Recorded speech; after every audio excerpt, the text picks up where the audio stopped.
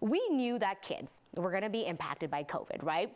But now there's a federal study that is showing just how much that happened, with math and reading scores plummeting for 9-year-olds.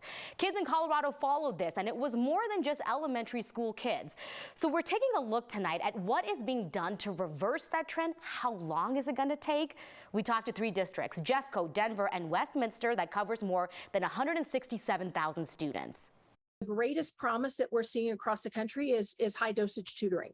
And high dosage tutoring is when you take a small number of students, like 1 to 3 kids, are working intensely with one instructor, one teacher, one teacher's aide. If you are an 8th grade teacher, even though students may have not had the most consistent instruction in 7th grade, 6th grade, we don't want teachers teaching 6th grade standards. We're teaching 8th grade standards. We extended our school year last year by 12 days.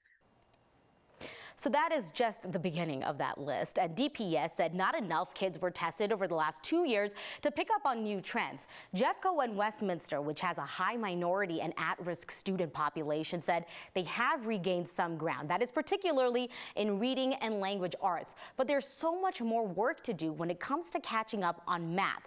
And that shows just how long the impacts of this pandemic could last.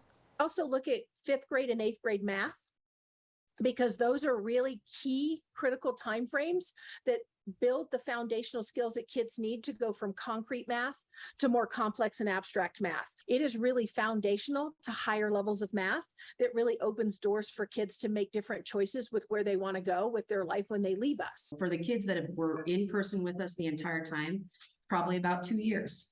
For the students that were at home, that it was a little harder to engage in that instruction and demonstration of proficiency, might be a couple more years.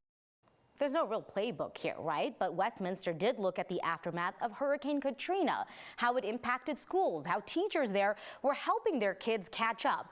A lot of the measures you just heard about, like that additional tutoring, that's going to be sticking around for years to come. That's with the help of federal dollars as well as donations in some districts. But a big part of all of this is working with the kids to have the confidence to raise their hand saying, hey, I don't know, I need help, and to stick with the catching up.